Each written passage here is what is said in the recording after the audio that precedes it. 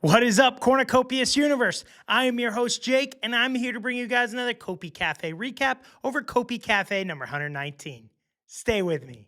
The team has recently upgraded to Unreal Engine 5.5.3, which is helping to fix some of the bugs the team has had, but also to improve the overall game.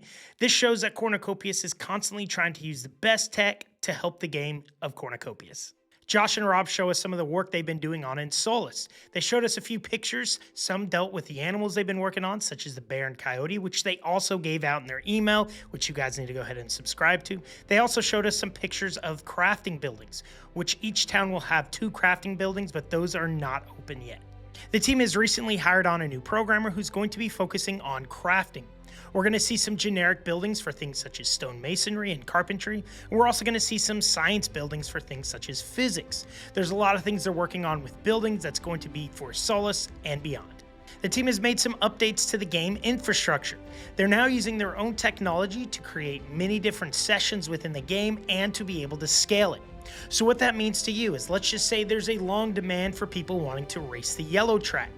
This creates multiple different sessions to accommodate everybody so everyone can race at once without having to wait. The team is also working on performance rewards for the nodes that they're going to be turning on in the future, and they are also going to be hosting an event where everyone in the community comes together, deletes the game, and reinstalls the game so they can test the nodes. Cornucopias has recently gone into a new partnership with Superverse, which is a massive community of about 800,000 people and now gives further exposure to Cornucopias as a whole. They're currently working on a super token which gives utility in other games. Cornucopias has been focusing a lot on Copi utility, and they're hoping by year's end for the vast majority of the assets on the marketplace to be purchased using Copi tokens. They also want some of the assets to be purchased using the all-new super token that Superverse is working on. For this week's leak, we got a picture of a gun inside an armory, which is preparing us for some combat. Now, the team said there's going to be more information on this in the next episode, but stay tuned for more leaks. Let's get to community questions. Question 1. Will there be a bacon burger at the Burger Barn? And also, will we get a glimpse of Esperanza in the new build? As of right now, there is no bacon burger, but I'm assuming it's eventually going to make its way onto the menu. I mean, who doesn't love bacon? Also, there will be a glimpse of Esperanza inside Solus, which is a small area that gives you an insight into what Esperanza will be about. Question 2. Is there a library of logos that the community can use for personal use, such as making patches? If you go to cornucopias.io, there's a tab for Creative Asset Library.